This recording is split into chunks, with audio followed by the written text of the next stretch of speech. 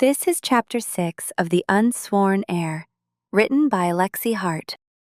They didn't take her to the palace. Not immediately. The minister and priest peeled away into the upper keep with their guards, their cloaks whispering over stone, leaving the High Warden alone with her in the corridor outside the ritual chamber. He looked at her like he could taste her pulse. The bond mark answered with a slow, humiliating warmth, and the dark at the edges of the room seemed to breathe in time with them. Alone, except for the bond humming beneath her skin like a second pulse. He held her cord, but he didn't pull. He just stood there for a long moment, as if he was listening to something only he could hear. She could hear it too. The thorn bind thrummed through her wrist, through her throat, low in her belly. A steady pressure that wasn't pain, not exactly, but demand. Alignment. Proximity. Truth. Want. She swallowed and tried to steady her breathing. Every inhale felt sharper than it should. Every exhale made heat spread beneath her ribs like spilled wine. The High Warden's jaw was tight. His bare hands were still uncovered. The black veined bruising at his wrists looked darker now, pulsing faintly, as if the rite had stirred whatever lived inside him. He flexed his fingers once, then slowly pulled his gloves back on. The act should have made him safer. Instead, it made her aware of what he was denying himself. He turned and began walking. She followed, because the cord demanded it, because the keep's halls were full of wardens who would happily drag her by the hair, because her legs still trembled from the rite, and she didn't trust herself to run. Run where, anyway? The bond would punish her for distance now. They climbed the stairs into warmer air, past torchlit halls where other wardens moved in disciplined silence. A few glanced at her, and then at the High Warden, eyes narrowing as if they sensed something new. Something wrong. Something forbidden. She felt their attention like a bruise. The High Warden didn't slow. He took her through a side passage and into a room she hadn't seen before. Smaller than the private weighhouse chamber, but cleaner. A cot against one wall, a narrow table, a basin of water, a window barred with iron. A holding room, but not a dungeon. He shut the door and set his sword belt on the table. Then he faced her. "You'll stay here," he said. Her laugh came out thin. "Until they decide how to use me." His gaze flicked, sharp.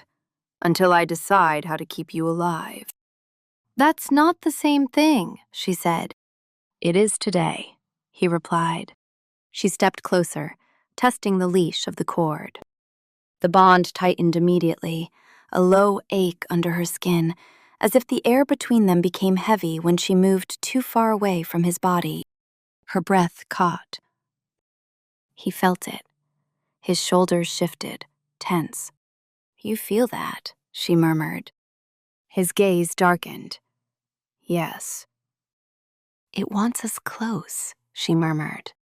"It wants control," he said. "It wants heat," she countered. His eyes snapped to hers, sharp and warning. "Don't," he said. She smiled, slow, even though her pulse was racing. "Don't name it?" "Don't tempt it," he corrected. She tilted her head. "You'd think the bond is a creature." "It behaves like one," he said. "It feeds. It punishes. It rewards." Her throat tightened. She could feel the truth of that already, the way the bond had surged into pleasure when his vow shifted toward her keeping, the way rot had bloomed when coercion touched it, the way her body now reacted to him like he was a drug. She lifted her bound wrist slightly. The cord creaked. "How long until it stops hurting?" she asked, honest. His gaze flicked to the faint red marks beneath the linen. "It won't," he said. The words landed like a sentence. She swallowed. So this is my life, forever tethered to you. His face didn't soften. No, he said. This is your life until we rewrite it. Her stomach twisted. You said that in the chamber, she whispered. You meant it. The tether didn't punish him. He hadn't lied. His eyes held hers. Yes. She let out a slow breath, trying not to show how much those 2 letters affected her. How much she wanted to believe them. Belief was dangerous. Belief was a vow. And vows were what this world used to ruin people. A knock sounded at the door. The captain from earlier, scarred, sharp-eyed, stepped in without waiting for permission. High Warden, she said. The council has convened. They're delaying until you arrive. The High Warden nodded once. The captain's gaze slid to the Unsworn. She tilted her head, as if seeing something on her skin. The bond is set, the captain murmured. The Unsworn lifted her chin.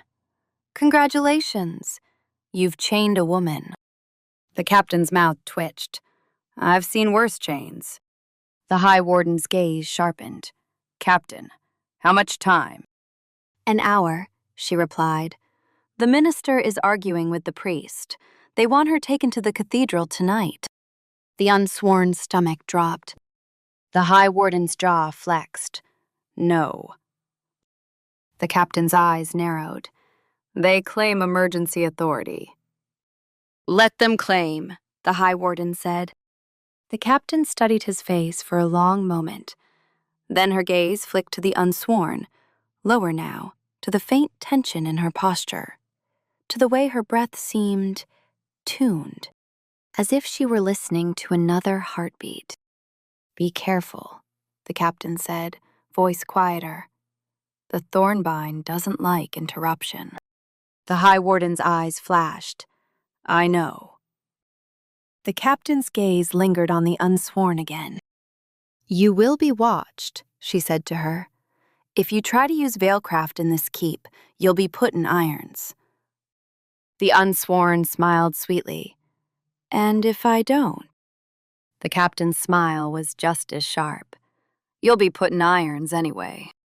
Then she left, shutting the door behind her. Silence fell. The High Warden looked at the Unsworn. You heard her, he said. No magic. She laughed softly. I'm bound to you. Isn't that magic enough? His gaze hardened. Don't play with it. It's already playing with us, she murmured. The bond hummed under her skin, as if agreeing. She shifted her weight, and the sensation in her belly tightened, a low coil of heat that made her thighs press together.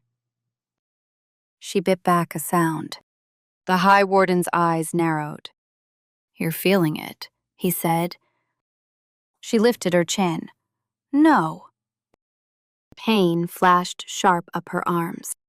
She hissed, unable to hide it. He watched, expression unreadable. Don't lie, he murmured, and it wasn't the tether speaking this time. It was him. She glared. You don't get to tell me what I feel. I do, he murmured, when it's spilling into me. Her breath caught. She froze. Because she felt it then, the echo of sensation from his body, tight and controlled, like a fist clenched in his stomach.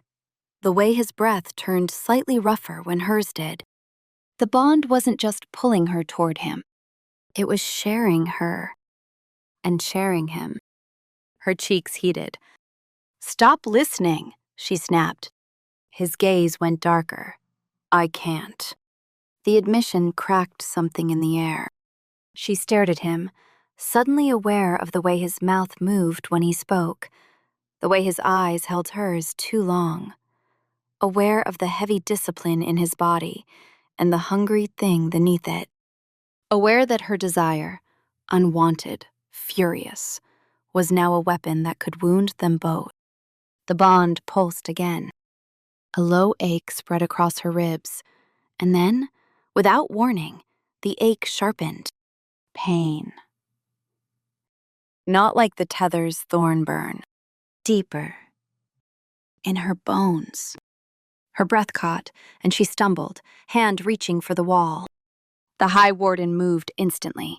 He caught her elbow. The moment his gloved hand closed around her arm, the pain shifted. It didn't vanish, but it changed. It poured downward into warmth, heat. Her knees went weak. She gasped, humiliation and shock flooding her face. His breath hitched. He felt it too. She felt the echo in him, an involuntary tightening low in his belly, a spike of sensation that made his fingers flex against her sleeve. He swore low. The bond flared like fire fed too quickly. A hot pulse traveled through her body, sharp and demanding, gathering low and insistent until she had to bite her lip to keep from making a sound.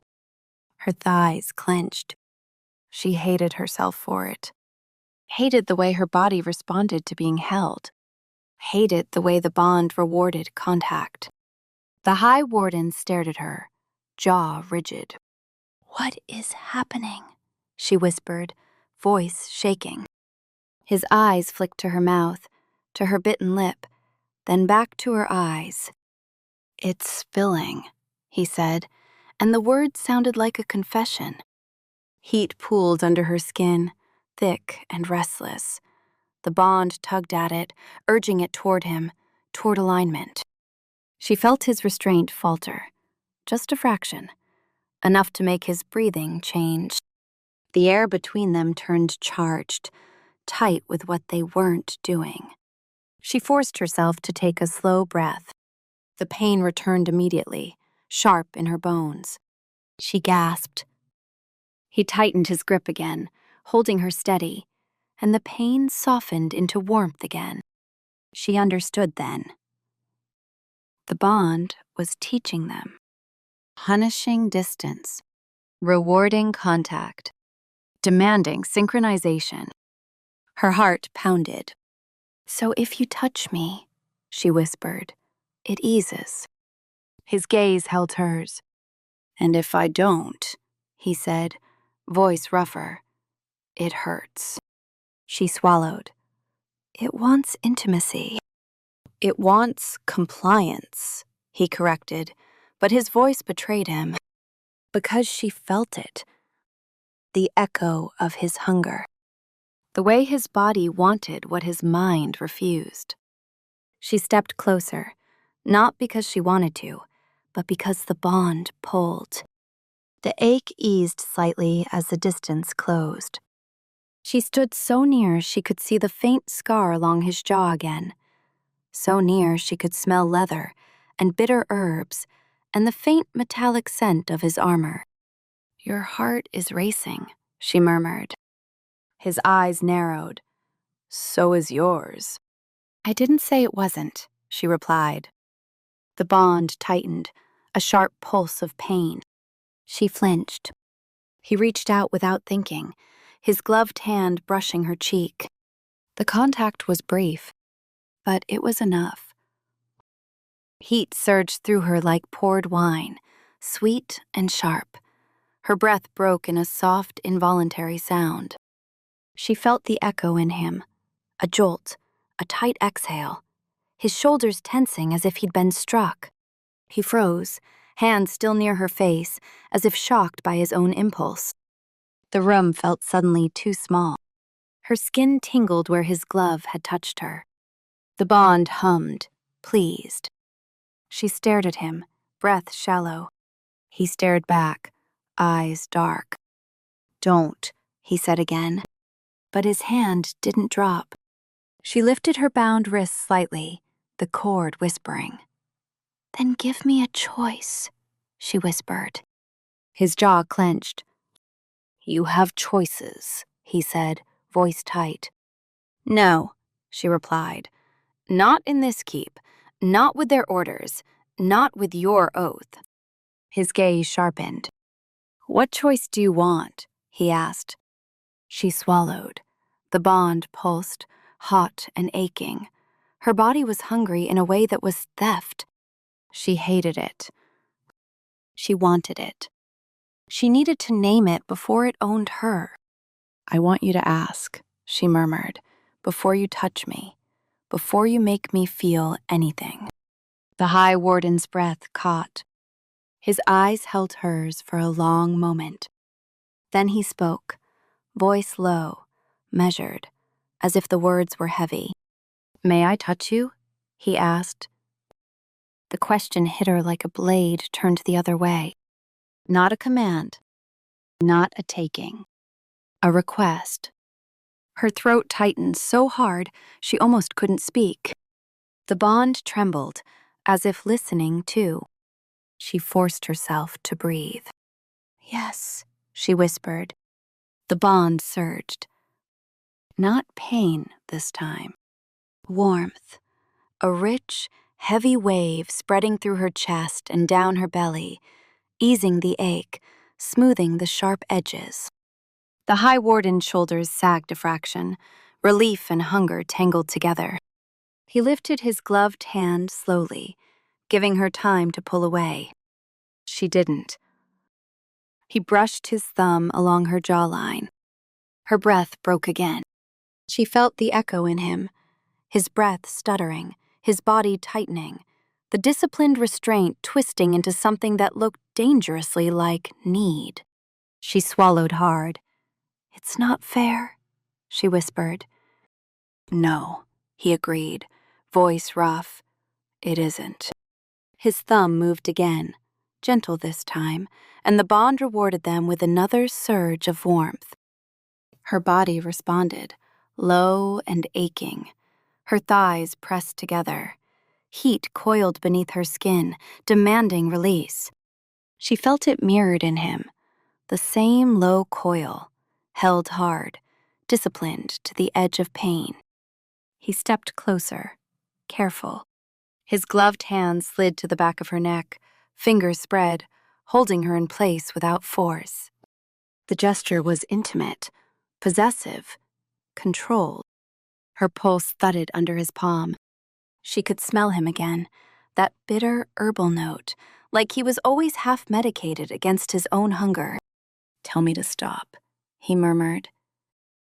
Her breath shook. She should. She knew she should.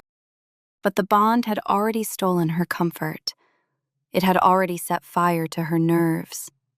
And in the center of it, the only thing that eased the ache was him. She met his gaze and hated that she saw something raw there. Not cruelty. Fear. Fear of what he wanted. Fear of what he might become if he let himself want it.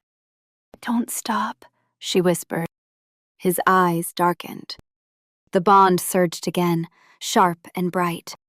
He leaned down. His mouth hovered near hers, close enough that she felt his breath, warm and controlled, brush her lips. He didn't kiss her. Not yet. He waited, as if giving her one last chance to refuse. Her chest tightened. She leaned forward instead, closing the distance herself. Their lips met. The kiss was not gentle. It was restrained violence, all control and hunger held behind clenched teeth. His mouth pressed to hers with the desperation he refused to show with his hands. Her body jolted at the contact. Heat spilled through her like a flood, bright and dizzying. The ache vanished, replaced by a molten warmth that made her legs weak. She made a soft sound against his mouth. He broke the kiss immediately, as if the sound had burned him. His forehead rested against hers. He was breathing hard. She felt the echo in him like a knife's edge, pleasure, sharp and unwanted, spreading under his skin. The black veins at his wrist darkened faintly, then eased. The bond steadied. He swallowed. "That's enough." She laughed softly, shaking. "Says who?" He lifted his head, eyes dark and furious, at himself, at the bond, at the world. at her. At the way her mouth had tasted like surrender when she wasn't surrendering at all. "Says me," he said, "because if we continue, it will take more." Her breath caught. "More what?" "More heat," he said. "More alignment. More demand." The words sounded like prayer and threat. She swallowed, pulse racing. "You're afraid," she whispered again. His jaw set. Yes. The admission was a crack in stone. She stared at him, breath shallow. "And you still asked," she said. His eyes held hers. "Because you told me to." Her chest tightened. For a heartbeat, something between them softened. Not the bond, but the space inside it. The small, dangerous notion that consent could exist, even inside a chain. It made her furious. It made her hopeful. She hated both feelings. A knock pounded on the door. They froze. The High Warden stepped back at once, the distance making the bond tug, a faint ache blooming under her skin. He didn't reach for her again, not without asking. "High Warden," a voice called through the wood. "The council waits." His face went blank again, control snapping back into place like a mask. He looked at her, eyes dark. "Can you walk?" he asked. She swallowed, body still trembling with leftover warmth, lips tingling from his mouth. "Yes," she said, and this time she didn't lie. He reached for the cord. "May I?" he asked, quiet. The question should have made her laugh. It made her throat ache. "Yes," she whispered. He took the cord and guided her toward the door. The bond hummed, steady now, the ache eased by the memory of his mouth and the echo of his discipline. As they stepped into the corridor and the world's eyes found them again, she realized something terrifying. The thorn bind was not just a chain. It was a language. And the first word it had taught them was not obedience. It was yes.